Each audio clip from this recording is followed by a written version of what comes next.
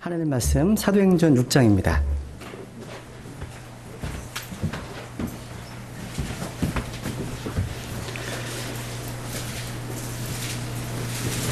사도행전 6장 1절로 6절까지 7절까지 우리 같이 교독하시겠습니까? 제가 1절 읽고 성도님들께서 2절 읽으시고 이렇게 7절까지 교독해 나가겠습니다. 사도행전 6장 1절로 7절까지 받들어 읽습니다. 그 무렵에 제자들의 수가 크게 늘어났는데 그리스말 하는 사람들이 자기들의 과부들이 날마다 주는 배급에서 빠짐으로 히브리 사람들에게 불평을 터뜨리니라.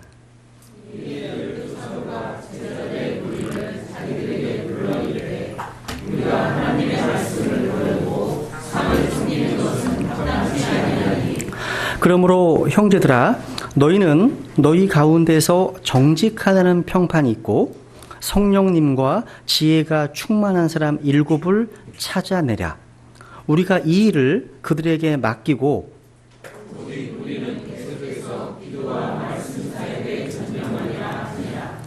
온 무리가 이 말을 기쁘게 여기고 믿음과 성령님이 충만한 사람 스테반과 빌립과 브로고로와 니가노로와 디몬과 바메나와 안디옥 출신 유대교 회종자 니골라를 택하여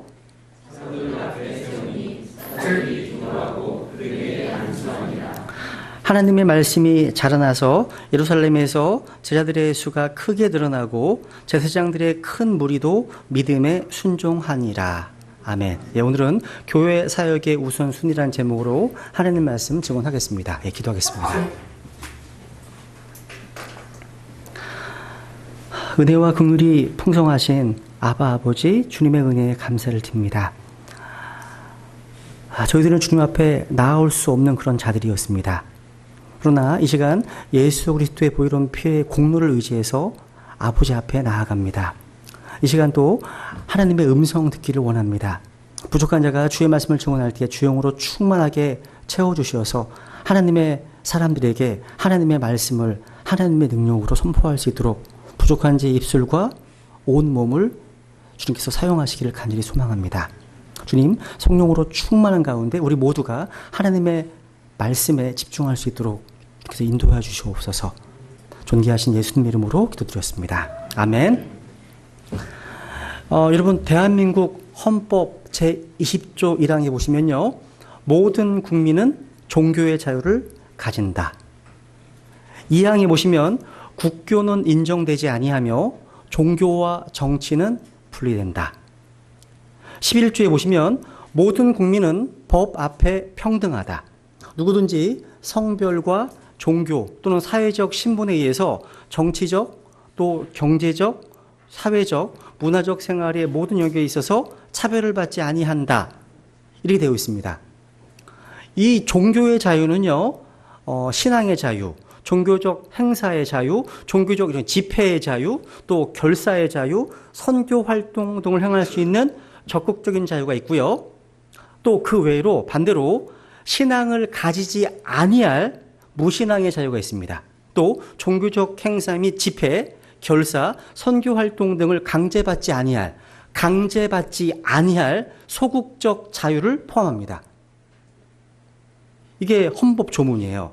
그러니까 신앙 선택의 자유, 또 개종의 자유, 또 무신앙의 자유, 신앙 고백의 자유, 또 자기가 신앙하는 종교를 외부의 강제에 의해서 표명하지 않을 자유, 즉 신앙 불표현의 자유도 포함됩니다. 우리 한국인들이요, 너무나 당연하게 누리고 있는 종교의 자유, 또 정치와 종교의 분리, 또 신앙 선택의 자유, 또 개종의 자유, 이것이 여러분 우리에게 주어진 놀라운 은혜임을 아십니까? 은혜예요. 여러분 여기 교회 오실 때 동사무소 신고하고 오세요? 여러분이 예전에 저 같은 경우는 저희 가정이 불교이기 때문에 불교에서 단번에 침례교도로 개종을 했잖아요, 제가요. 그죠? 개종하면 제 등본상에 무슨 정정신고를 해야 되나요? 그런 거 없잖아요. 그죠? 자유거든요. 자유입니다. 이게 여러분 너무나 놀라운 은혜입니다. 은총입니다. 왜냐하면 전 세계적으로 이러한 자유를 누리지 못하는 나라가 얼마나 되는지 아세요? 80여 개 국가입니다. 80여 개 국가에서 이런 신앙의 자유를 누리지 못하고 있습니다. 그 중에 한 50개 국가에서는요, 신앙의 자유를 위해서는 자기의 목숨을 걸 각오를 하셔야 됩니다. 이거 제 얘기가 아니에요. 현재. 여러분, 초대교회 당시에는요, 예수님을 믿는다, 신앙을 고백하는 것이 이런 콜로세움 원형 경기장에서 사자벽되는 그런 환경이었습니다. 근데 이게요, 교회 역사에만 있는 내용이 아니에요. 오늘날 지금 이 시대에도요, 11분마다 한 명의 그리스도인이 살해되고 있습니다.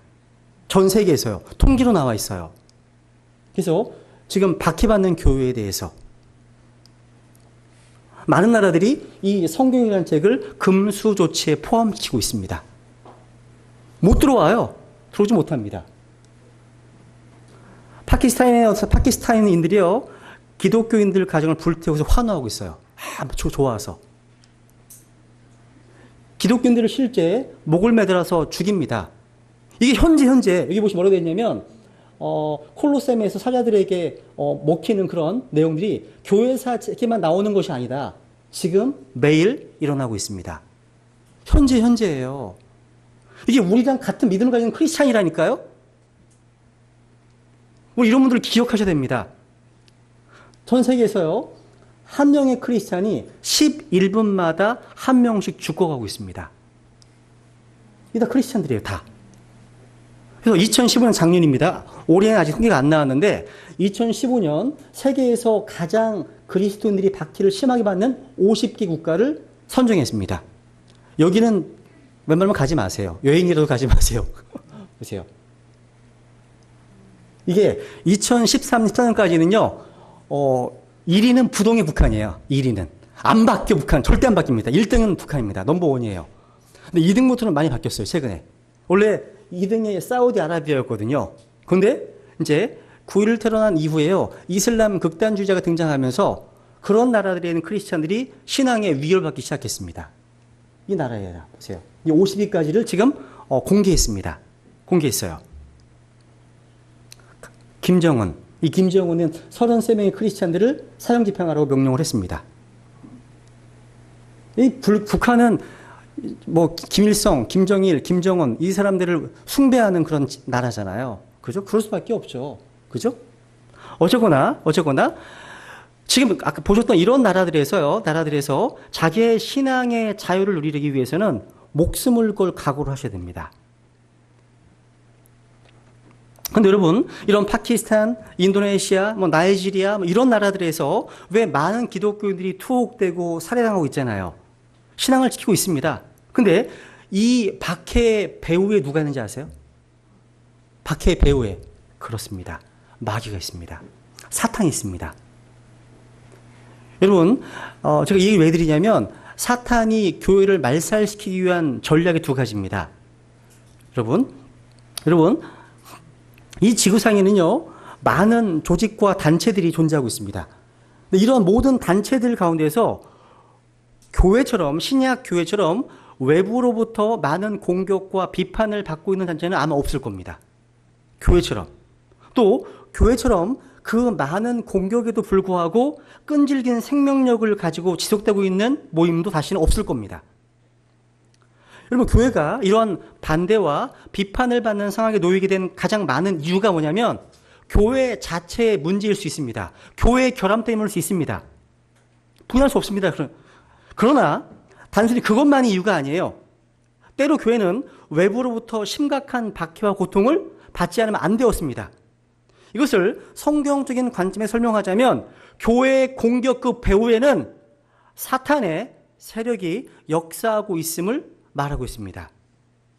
그럼에도 불구하고 신약교회가 지금까지 계속 살아남을 수 있었던 것, 지금도 생명의 말씀을 전할 수 있었던 그런 교회가 존재할 수 있었던 이유는 뭐냐?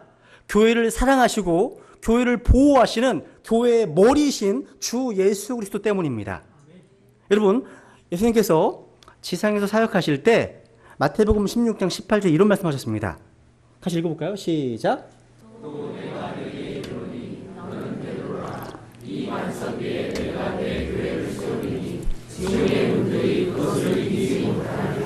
아멘. 여러분, 궁극적인 승리는 어디 있어요? 교회에 있습니다. 교회에 있습니다.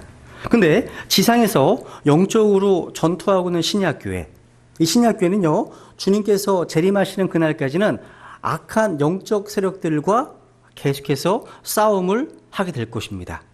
그래서 여러분, 신약교회, 이 침례교도 신약교회의 말살을 위한 사탄의 두 가지 전략을 정리하면 두 가지입니다. 첫 번째 뭐예요? 외적인 박해입니다. 도대체 세상의 그 어떠한 종교가, 그 어느 단체가 신약교회처럼 많은 순교자를 내었습니까? 교회사 가운데 6,800만 명이 죽었습니다. 교회사 가운데. 사실 교회가요, 마귀의 이러한 박해와 공작, 이 방해 공작으로 말살될 수 없었던 것은 이건 차라리 경의에 속한 일입니다. 지금도 존재하잖아요. 여러분, 북한만 하더라도요, 공산권 선교를 전문으로 하는 한 소식통에 의하면 오늘날 북한에 공식적으로 존재하는 교회는 평양에 있는 봉숙교회. 봉숙교회 하나밖에 없지만 지금 북한에도요, 아직 지하교회는 3,000개에 달한다고 보고합니다. 지하교회는요. 이처럼 교회의 생명은 예수 그리스도로 말미암아 계속 이어질 것이기 때문에 우리는 마귀의 이런 박해를 두려워할 필요가 없습니다. 두려워할 필요가 없습니다, 여러분. 두 번째 전략이 뭡니까? 그게 안 되면 교회 안에 내적인 갈등과 분열을 일으키는 겁니다. 이게 전략이에요.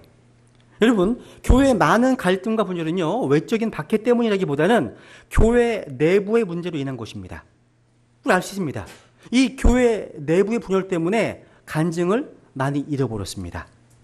근데 이런 교회의 분열의 원인은 때때로 복음의 변질이나 어떤 교리적인 문제 때문이기도 하지만 많은 부분에 있어서는 어떤 좋은 일에 대한 사소한 의견 차이, 견해 차이 때문에서 시작된다는 사실을 우리 주목할 필요가 있습니다. 여러분, 사도행전 4장과 이제 5장에 보시면, 앞장에 보시면요, 초대교회가 이제 박해를 받는 장면이 기록되어 있습니다.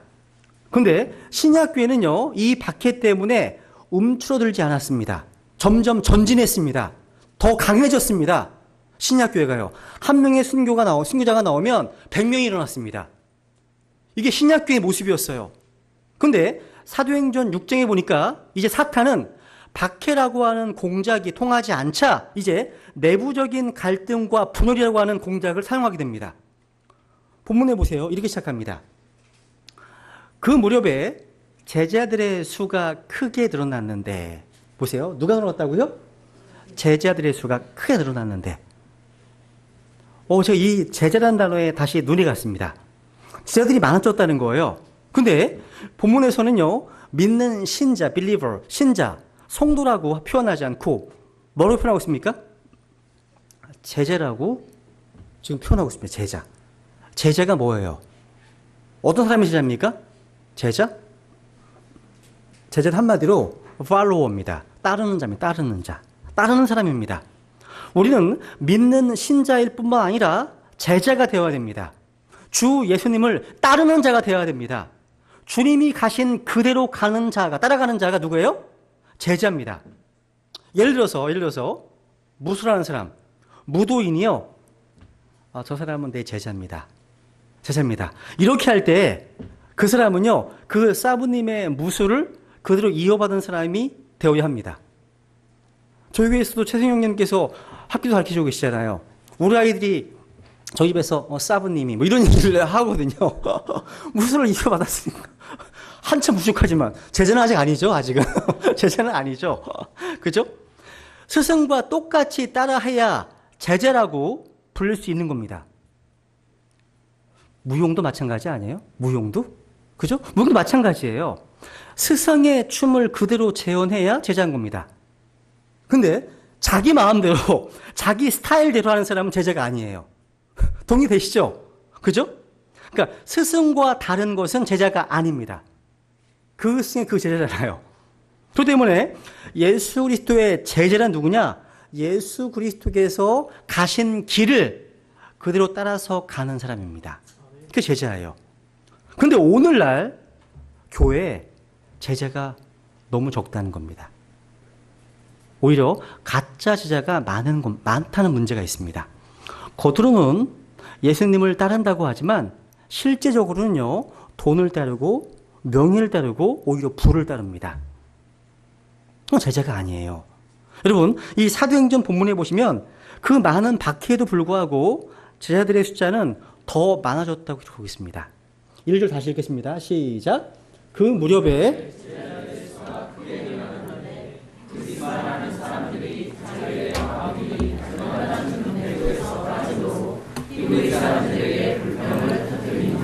여기 보시면 이제 두 부류의 사람들이 나와요. 여기 보시면 이제 그리스말 하는 사람들은 누구냐면 본토를 떠나서 지중해 지역 또 헬라 문화권으로 이주했던 유대인들로 명절이나 특정한 절기에 예루살렘으로 순례를 와 머물던 사람들입니다. 이 사람들이에요. 여러분, 예수님께서 승천하신 이후에 오순절 성령 강림의 역사가 이루어지면서 이 유대인들이 복음을 받아들여서 예루살렘 교회의 멤버가 되었습니다. 여기 히브리 사람들 나오죠? 히브리 사람들. 이 히브리 사람 누구냐면 팔레스타인 지역에 정착하여 살던 본토 유대인들입니다. 근데 말이 다르죠? 그리스말 하는 사람들. 여러분, 언어를 능숙히 쓴다는 것은요, 단순히 언어의 문제를 넘어서 그 이상의 것이 있습니다. 저 여러분은 한국어를 잘 구사합니다. 그죠? 이 말의 의미는요, 단순히 말을 잘했다는 그런 차원을 넘어서 한국 사람의 관습과 한국 사람의 음식과 사고와 철학에 익숙한 문화 배경을 가졌다는 얘기가 됩니다. 그런 뜻이에요. 그렇다면 그리스말 유대인들은 어떻습니까? 이 사람들에게 형성된 사고 가치와 철학과 문화와 습관의 것들이 당연히 헬레니즘입니다. 그렇습니다, 여러분. 같은 유대인이긴 하지만 이 두 그룹은 언어가 다르고 문화가 다르고 기호가 다릅니다. 근데 이런 사람들이 모여서 한 교회를 이루었어요. 한 교회를 이뤘습니다. 그러다 보니까 성령님의 역사로 말미암아 예루살렘에서 신약교회가 탄생이 되긴 했지만 그 모임 안에서 의사소통이 자연스럽게 이루어질 수 없었습니다. 그래서 이 그리스말을 하는 유대인들이요, 자기가 보기에 히브리 토박이들이요, 배급을 하는 데 있어서 자기네들 쪽 과부들은 항상 그 대상에서 빠뜨린다고 생각한 겁니다. 그래서 교회 안에서 뭐가 생긴 거예요, 이제? 불평과 원망이 일어났습니다. 당시 초대교회는요, 그리스 말 하는 유대인보다 히브리 유대인들이 절대 다수를 차지하고 있는 상황이었습니다. 근데 소수의 그리스말 하는 유대인들의 원망과 불평, 이 모임 안에서의 갈등 상황을 사도들이 어떻게 처리했는지 또 어떠한 결과가 나왔느냐가 제가 주목하고 싶은 포인트입니다. 그 부분이요. 여러분, 교회는 완전할 수 없습니다. 사역자도 완전할 수 없습니다. 잘못이 있을 수 있습니다. 근데 하나님께서는요, 서로의 부족한 부분을 채우기 위해서 서로의 짐을 지라고 했지 비판하고 원망하고 불평하라고 하시지 않았습니다. 혹시 여러분 마음 가운데 뭔가 교회에 대해서 불평하는 마음이 생길 때는 꼭 이 말을 기억하십시오. 마귀가 초인종을 눌렀구나. 마귀가 초인종을 눌렀구나. 그런 마음이 드시거든. 그러면서 이 마음의 문제를 꼭 풀어야 되겠다 싶을 때는 당사자를 직접 찾아가서 마음에 있는 것을 그대로 다 내어놓고, 아니면 동시에 목회자나 아니면 경건한 믿음의 선배들을 찾아가서 사실 나 이러이러한 문제 때문에 내 마음이 힘들다고, 괴롭다고, 도와달라고 도움을 요청하십시오. 저는 이게 가장 좋은 방법이었습니다. 그런 말을 듣고 그 자세를 보고서 굳은 마음이 녹지 않을 사람은 어디 있겠습니까? 대부분의 문제가 뭐냐면 대부분이 자기의 마음에 원망과 불평이 있는데도, 어떤 비판이 있는데도 불구하고 겉으로는 없는 채 하고 자꾸 눌러 놓으니까 나중에는 그것이 어떻게 되는 거예요? 자기도 모르는 사이에 터져버리고 마는 겁니다. 그것 때문에 마귀에게 틈을 주게 되고 마귀에게 이용당할 수 있음을 주의하십시오. 여러분, 마귀는 우리 북한에 있는 그리스도를 향해서는요, 박해라고 하는 수단을 사용해 왔고, 남쪽에 있는 그리스도를 향해서는 제가 보기에는 갈등과 분열이라고 하는 공작을 사용해 왔던 것 같습니다. 오늘날 우리나라에 있는 교회들은 양쪽으로 많은 부흥을 했다고 하지만 사실 내부적으로는요, 많은 분열과 상처와 이런 것들이 너무 많이 있습니다. 갈등이요. 그래서 오늘날 예수님을 믿는다고 하는 것이 이게 영광스러운 것이 아니라 부끄러운 것이 되어가고 있다는 사실입니다. 여러분, 그거 기억하세요? 지금도 기억나는 게 뭐냐면 1988년 국회 청문회 장면 기억하십니까? 아마 기억하시면 계실지 모르겠어요. 청문회 장면 가운데 질문하는 어떤 국회의원이요, 증인석에 앉아있는 증인을 향해서 이렇게 얘기한 장면이 있었습니다. 당신만 장로냐? 나도 장로다! 이 얘기요. 이 얘기. 참 웃기는 거였습니다. 웃기는 거였어요. 전 세계에서 명함에다가 장로를 넣는 사람들은 우리나라밖에 없대요. 아니, 이 교회 장로지, 다른 사람한테 장로란 말이 왜 통하는지 모르겠어요. 어쩌면 이것이 한국 교회의 축소판이 아닐까 싶어요. 이게요. 그럼 여러분, 우리가요, 육신의 연약함을 가지고 있는 인간인 한, 그리고 그러한 인간이 모이는 한, 문제는 계속될 겁니다. 신약교회는 우리 육신과 사탄의 공격 때문에 끊임없이 여러 가지 갈등과 문제에 직면할 겁니다. 초대교회도 완벽하지 않았습니다. 이러한 갈등과 문제가 많았습니다. 근데 본문에 보니까 해피엔딩으로 끝나요. 너무 감사한 거예요. 이 신약교회가 어떻게 이 문제를 극복했는지, 승리할 수 있었는지를 한번 살펴보고 싶습니다. 이 승리가 어떻게 가능했느냐? 네 가지 측면에서 한번 살펴보겠습니다. 첫 번째, 문제가 뭐예요? 어떤 문제예요? 지금 배급의 문제잖아요. 근데 배급을 중단함으로 인해서 문제 해결을 시도하지 않았습니다. 지금 문제가 왜 생겼냐면 날마다 주는 배급 때문입니다. 어떻게 할 것인가? 누구에게 더 할 것인가? 어떤 방법으로 할 것인지 이런 걸 둘러싸고서 문제가 생긴 거예요. 그러니까 배급을 하다가 문제가 생겼으니까 문제가 가장 심한 뭐예요? 그만둡시다. 이 배급 그만둡시다. 하면 문제는 되게 심플한 거죠. 근데 초대 신약 교회는 그런 방법으로 문제 해결을 시도하지 않았습니다.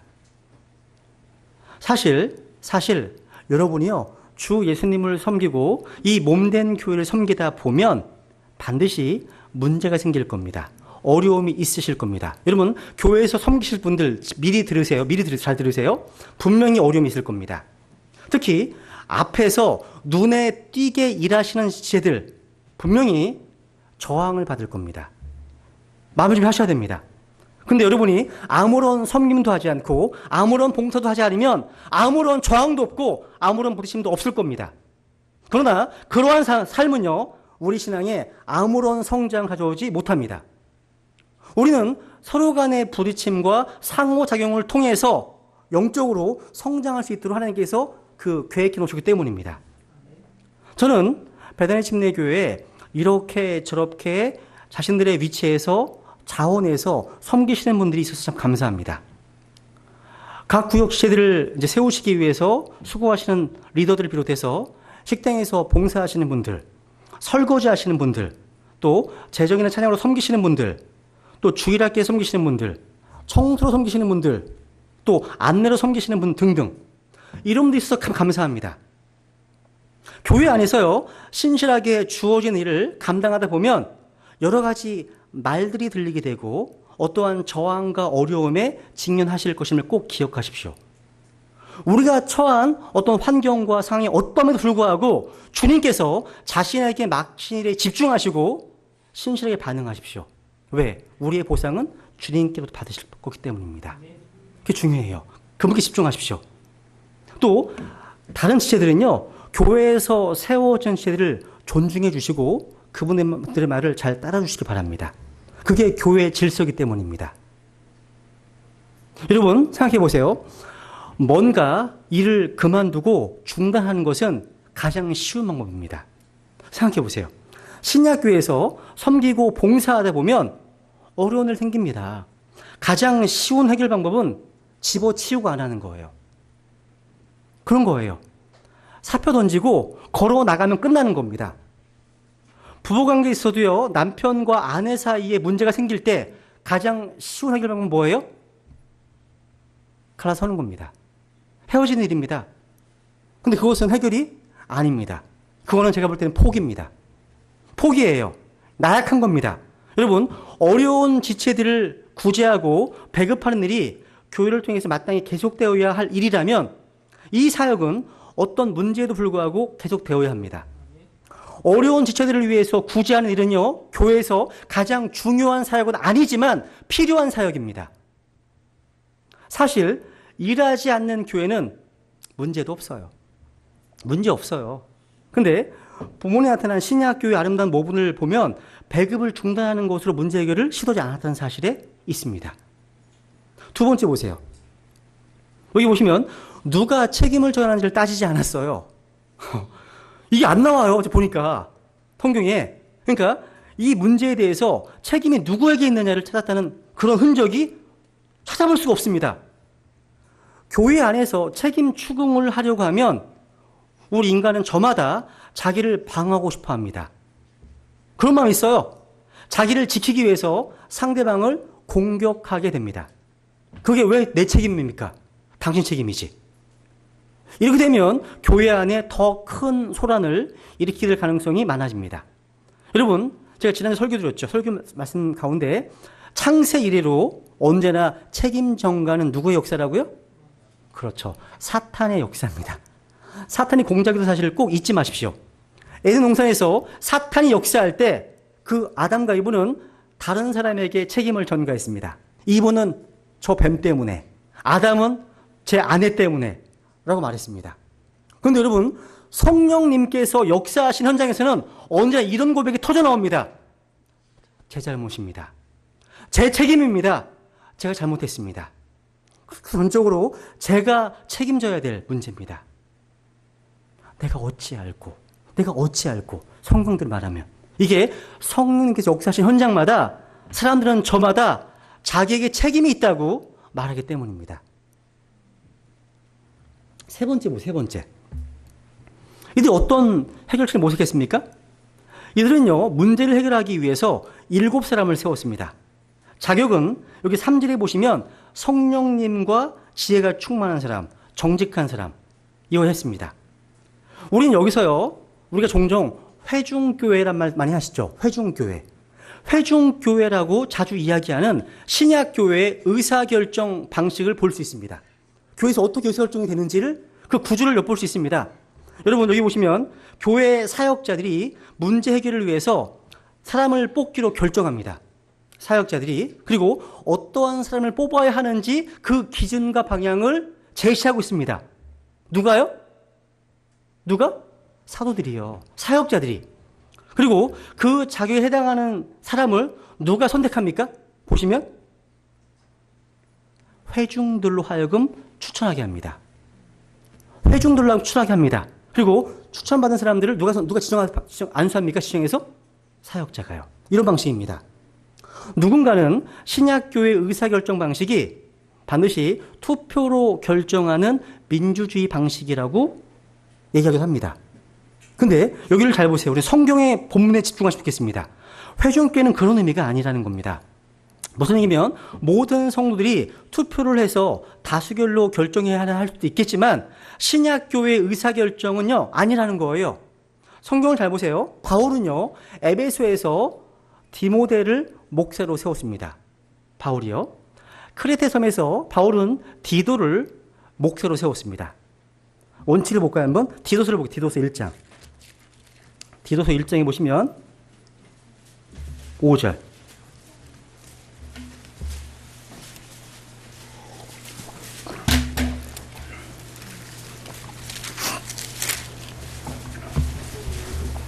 가시겠습니다. 디도서 1장 5절. 시작. 내가 이런 까닭부터 있구나. 그죠? 시작.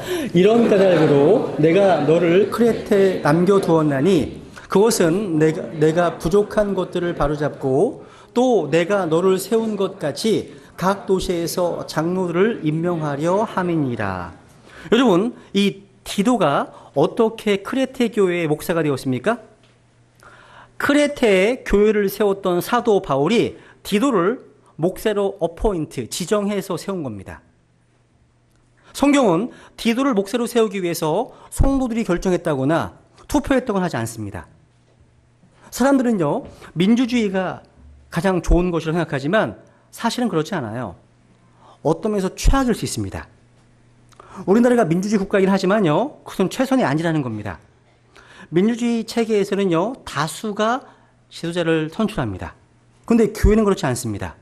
크레테 교회의 성도들이 투표를 해서 디도를 목사로 세운 게 아니라 사도 바울이 그 사람을 지정을 해서 목사로 세웠습니다. 제임스 낙스 목사님은 이런 말을 하시더라고요. 그 책에 보니까 사람들은요, 투표하는 것을 좋아한답니다. 근데 교회에서 리더를 세울 때 회원들의 투표로 결정해서는 안 된답니다. 만약 저희 교회 회원이 100명이고 그중 70명이 초신자입니다. 그러면 그 교회에 무언가를 하고 누군가를 그 교회 리더로 세울 때 투표를 통해서 한다면 육신적인 사람을 세울 수 있는 결과를 맞게 될 것이라는 겁니다. 영적으로 어린 아이들이 성숙한 결과를 낼 수 없기 때문이라는 겁니다. 그래서 오늘날 대부분의 교단은 세상적이고 육신적인 상태가 되었다는 거예요. 이런 이유 때문에. 그러니까 교회의 리더를 회원의 투표로 세웠기 때문이라고 증언합니다. 세상에서는요, 투표를 통해서 어떤 리더를 선출하는 것은 어쩔 수 없는 일이지만 신약교회에서는 그렇게 해서는 안 된다는 거예요. 그러면서 이 세상의 선거를 예로 듭니다. 가정을 파멸로 이끈 알코올 중독자도 한 표를 행사한다고 하고 사회에 유익을 끼친 훌륭한 사람도 한 표를 행사합니다. 아내를 저버리고 바람 피운 사람도 또 아이를 학대한 사람도 한 표 행사하고 아이들을 신실하게 양육한 사람도 한 표 행사합니다. 이게 베스트 시스템이냐고 묻습니다. 아니라는 거죠. 그런데 문제는 이런 선거 방식을 신약교회에도 그대로 가져온다는 거예요. 하나님을 사랑하고 신실하게 주님을 섬기는 사람도 한 표를 행사하고 세상적이고 육신적인 사람도 또 가끔가다 교회에 나오는 사람도 회원이기 때문에 한 표를 행사하는 생각해 보세요. 하나님께서 결코 자신의 사역을 그런 식으로 하지 않으십니다. 교회에 제대로 참여도 하지 않는 사람이 교회의 일을 결정하는 것은 하나님의 방법이 아니라는 겁니다. 사도행전 6장도 마찬가지입니다. 어떤 사람들을 교회의 직분자로 이제 세울 때, 교회 인도자로 세울 때 사도들이 기준을 제시합니다. 이런 사람 뽑으라고. 방향을 제시합니다. 그리고 성도들이 그런 사람을 찾아내는 거예요. 제가 찾는 게 아닙니다. 회중이 찾는 겁니다. 찾아내어서 추천을 하면 그 중에서 사도들이 지정해서 세우는 것을 볼 수 있습니다. 그러니까 성도들이 추천을 하지만 지정하여 세우는 것은 예루살렘 교회 사역자들이 했다는 사실입니다. 다시 사도행전 6장 5절 9절 볼까요? 같이 읽죠. 시작. 온 무리가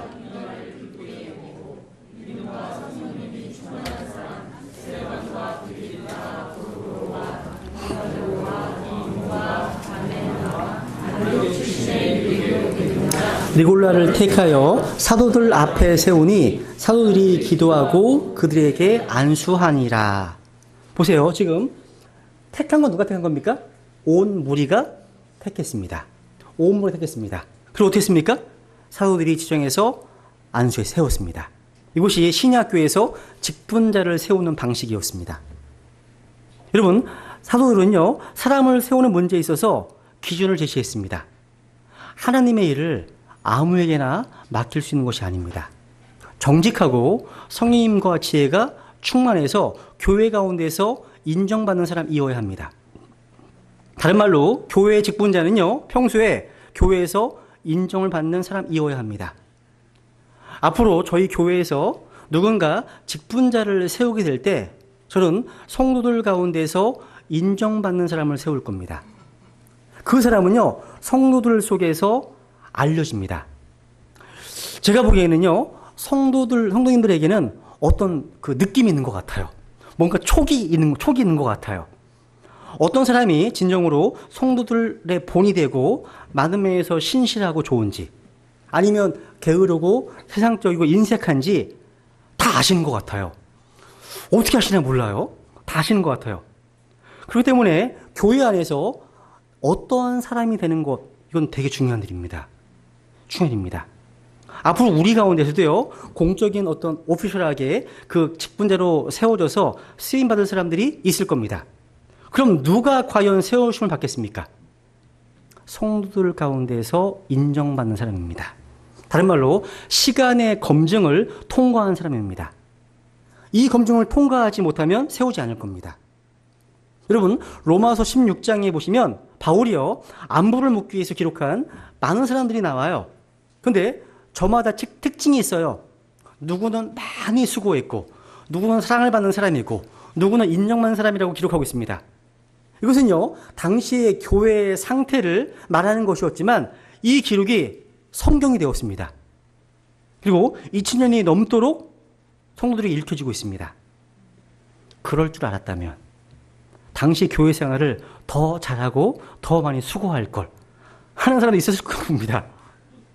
어떤 사람은요, 많이 수고해서 많이 수고한 사람으로 적혔어요. 근데 조금밖에 수고하지 않은 사람들은 그냥 이름만 나와. 이름만 나오더라고요. 그래서 로마 16장 6절에 보니까 많이 수고한 마리아, 이런 말이 나옵니다. 많이 수고한 마리아. 이거는요, 하나님도 그렇게 인정하신 겁니다. 또 브리스길라와 아굴라에 대해서는 내 생명을 위해서 자기 목까지도 내어놓은 자들이다, 이렇게 평가했습니다. 주님을 위해서가 아니라 사도 바울을 위해서 그렇게 했다는 겁니다. 하지만 그렇게 행한 것을 주님은 다 칭찬하시고 인정하셨습니다. 그러니까 그들에 대한 평가가 뭐가 됐어요, 지금? 성경이 돼, 성경. 하늘의 생명책도요, 그대로 인정을 했다는 말이 됩니다. 그러므로 교회 안에서 성도들로부터 인정을 받는다는 것은 아주 큰 의미가 있는 겁니다. 그렇게 되지 않는다면 결국 주님의 직분자로 세움을 받지 못합니다. 그러니까 어떤 사람이 되게 좋아 보일 수 있어요. 잠시 동안은요. 좋아 보일 수 있어요. 근데 신속하게 어떤 직분을 맡기지 못하는 이유가 여기에 있어요. 그래서 뭐가 필요한 거예요? 시간이라는 것이 아주 중요합니다. 시간 속에서 그 사람이 어떤 사람인지가 드러나기 때문입니다. 그래서 시간을 두고 나타나는 하나님께서 주님의 어떤 일꾼을 일으키시는 어떤 증거들을 통해서 모든 성도들이 알게 됩니다. 속에서. 그때 사역자가 세워지는 거예요. 그때. 그 다음 네 번째.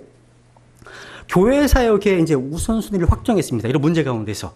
그러니까 교회 안에 문제가 발생하니까요, 사도들은 아차! 깨달았습니다. 지금까지 기도하는 것과 말씀의 사역을 등한히 했구나 깨달았습니다. 사도들이 재정을 사용해서 지체들에게 배급하고 관리하는데 시간을 다 빼앗겼다는 것도 깨달았습니다. 사도들이 왜 그랬을까요? 고의로 그랬을까요? 아닙니다. 교회가 점점 비대해지다 보니까 일이 많아져서 쫓기기 시작한 겁니다. 급한 일을 먼저 하다 보니까 목회자로서, 교회를 맡은 자로서 절대로 양보해서는 안 될 부분을 그만 놓치고 만 거예요. 사도들도요, 인간이기 때문에 자기도 모르게 마땅히 서 있어야 될 위치에서 탈선해버린 겁니다. 이것은 교회가 경계해야 할 가장 위험하고 심각한 문제입니다. 교회에 성도들이 늘어나게 되면 목회자에게 요구하는 것들이 자꾸 많아집니다. 늘어갑니다. 개인적인 요구들도 많아져요. 그래서 이것저것 다 응하다 보면 목회자가요, 기도와 말씀 보는 것을 등한히 하게 됩니다. 그러니까 그런 일이 계속되다 보면 예전처럼 하나님의 말씀을 읽으면서 시간 가는 줄 모르고 말씀에 깊이 빠지던 모습은 온데간데 없고 겨우 말씀 준비만 하는 것도 벅찰 지경에 이릅니다. 그런데 이것은 제 경험적으로 아주 위험한 것임을 알게 됩니다. 하나님 말씀을 전할 때요, 한 주간 내가 무엇을 했고 얼마만큼 성경을 읽고 묵상했는지, 얼마나 주님과 동행했는지가 다 드러나게 되고 있습니다. 어떤 주간 너무 힘들어요. 등에서 땀이 납니다. 막 힘들어서요. 다른 일 너무 신경 쓰느라고 가장 중요한 일을 놓치게 되면 제가 고갈됐기 때문에 너무 힘이 들다는 거죠. 이게 목회 정도에서 이탈해 버리는 거예요. 그래서 제가 광고 시간에 항상 적어놓잖아요. 말씀의 사역자를 위해서 기도해 달라고요. 꼭 기도해 주십시오. 목회자가 기도하는 것과 말씀의 사역에 전념할 수 있도록 꼭 기도해 주십시오. 제가요, 정도를 이탈하지 않고 더 능력 있게 쓰임받을 수 있도록 기도해 주십시오. 여러분, 교회가 크든 작든 일이 많든 적든 목회의 정도는 생명을 걸고 지켜야 됩니다. 여러분, 목회자가요, 매일 설교를 준비하고 있거나 도서관에 가 있을 때는, 또 전화를 받지 않을 때는 섭섭하게 여기지 마세요. 제발. 아, 정도를 가고 있구나. 목사님이 지금 도서관에 공부하고 계시구나. 그러니까 전화가 와 있으면요, 제가 보고서 전화를 드려요. 걱정하지 마세요. 전화 드리니까 부담 없이 하시면 괜찮습니다. 근데 제가 이제 목회자로서 최근에 한두 달간 예배당을 찾아다니고 예배당과 관련해서 이런저런 신경을 쓰면서 마음속에 부담이 있었습니다. 그게 사도행전 6장 4절 말씀이었습니다. 이 말씀이었어요. 읽어볼까요? 2절부터 시작.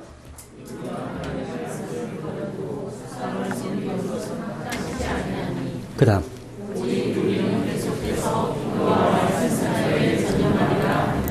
이게 마음속에 항상 부담이 있었습니다. 내가 왜 이걸 하고 있지?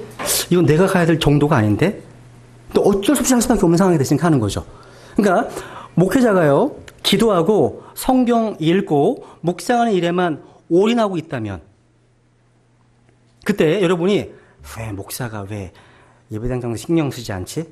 왜 목사가 신방도 가지 않지? 여기저기서 일을 찾아야지. 왜 저러고 앉아있지? 이런 식으로 판단한다면 그것은 마귀의 장단에 춤추는 겁니다. 여러분, 강단을 맡은 목회자가 24시간 성경을 붙들고 기도할 수만 있다면 제가 믿기로는 교회가 삽니다. 성도들이 삽니다. 제가 이런 예를 어제 책에서 하나 읽었어요. 설교 준비하면서 그 책에 이런 얘기가 있더라고요. 여러분 아실 겁니다. 미국에 이제 그레이스 처치라고 은혜의 교회라고 있습니다. 그레이스 처치. 그 처치에 존 메가더라는 목사님이 계십니다. 유명한 분이세요. 책도 많이 쓰셨어요.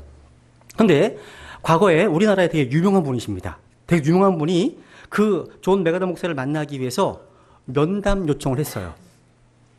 근데 그 비서가 그분의 명함을 들고 이 메가더 목사에게 보여드렸습니다. 웬만한 사람 같으면 명함을 보고서 뛰어나가 맞이했을 겁니다. 보고 있던 성경을 덮어놓고 이리로 오십시오. 괜찮습니다. 뭐 나중에 하면 되죠. 이러지 않았겠습니까? 그런데 이 존 메가더 목사는요, 안 됩니다. 저는 지금 말씀 준비 중입니다. 성경을 공부하고 있다는 겁니다. 오늘 만날 수 없습니다. 하고 딱 잘라 거절해 버렸다는 겁니다. 그러니까 이 존 메가더 목사는요, 미국에서도요, 면담하기 어려운 목사로 소문나 있습니다. 그런데 참 놀라운 것은 이 존 메가더 목사가 그렇게 하나님의 말씀 앞에 엎드려서 몸부림을 치니까 강단에서 놀라운 능력이 나타났다는 겁니다. 대부분의 목사들이 이렇게 하기 힘들어요. 개척교회는 더 어렵겠죠, 그죠? 그런데 메가더 목사처럼은 못할지라도 기도하는 일과 말씀의 사역에 전념한다는 이 원칙에서 벗어나지 않도록 해야 합니다. 그러니까 특히 교회가 양적으로 조금씩 성장하기 시작할 때 가장 경계해야 될 위험 요소가 이겁니다. 제가 동심리교회 사역자 총무를 맡고 있습니다. 근데 제가 종종 공지사항을 전파해야 될 때가 있어요.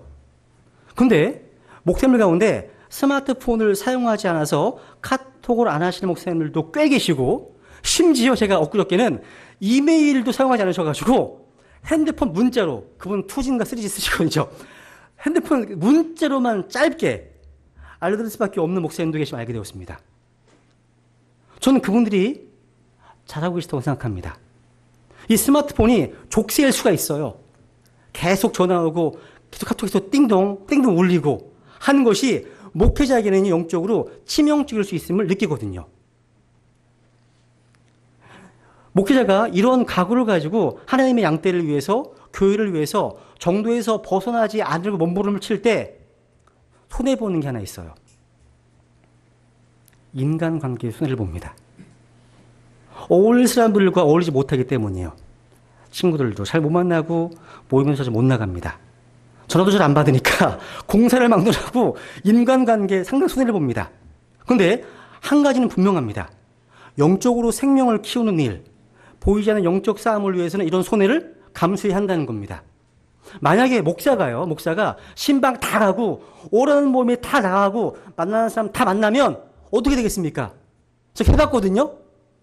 안 되더라고요. 하루에 성경 보는 시간이 얼마나 되겠습니까? 그러면 어림도 없습니다. 어림도 없습니다. 저는 개인적으로 설교 준비하는데 20시간에 30시간 걸려요. 시간이 많이 부족해요.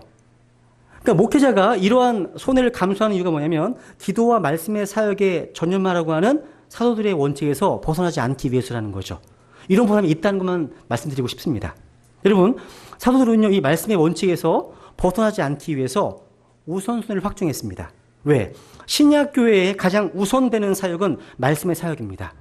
이 말씀으로만 영적으로 죽어있는 사람들이 거듭날 수 있기 때문입니다. 이 말씀을 통해서만 사람들의 삶 속에 진정한 변화가 일어날 수 있기 때문입니다. 이 말씀을 통해서만 우리 믿음이 성장할 수 있기 때문입니다. 이 말씀이, 이 강단이 살아있는 한 아무도 그 교회의 전진을 방해할 수 없습니다. 우리가 이 말씀의 사역에 태만하다면 우리는 가장 중요한 초점을 상실하고 마는 겁니다. 오늘날 이 라오디케아 사람들의 교회의 가장 큰 문제는 뭐냐면 말씀을 제쳐놓고 다른 것을 강조하는 겁니다. 말씀을 제쳐놓고 통일을 강조한다거나 또 양성평등 강조한다든가 여러 가지 정치적인 이슈에 강조한다든가 여기 문제가 있습니다. 아닙니다. 둘 다 놓쳐버리게 됩니다. 말씀 없이 통일을 강조하는 것도 통일도 못 시키고 교회도 죽여버리는 결과를 초래하고 말 것입니다. 그래서 가장 중요한 게 이겁니다. 기도와 말씀 사역에 전념하리라. 여러분, 왜 말씀과 함께 기도가 강조되었습니까? 말씀을 깨닫기 위해서는 기도해야 됩니다. 기도 없이 말씀 앞에 순종할 수 없습니다. 또 말씀을 전파할 때 사람들을 변화시키는 능력은 기도 없이는 불가능합니다. 기도 없이는 하나님의 말씀으로 받을 수가 없습니다. 기도 없이 말씀은 살아 움직이지 않습니다. 기도로 말미암아 또 기도를 통해서만 이 말씀은 살아있고 권능이 있고 자유할 수 어떤 것보다 예리합니다. 우리에게 자극과 변화를 줄 수 있습니다. 그다음에 이제 마지막 갈등 극복의 결과 7절, 6절 줄 같이 읽어볼까요? 시작.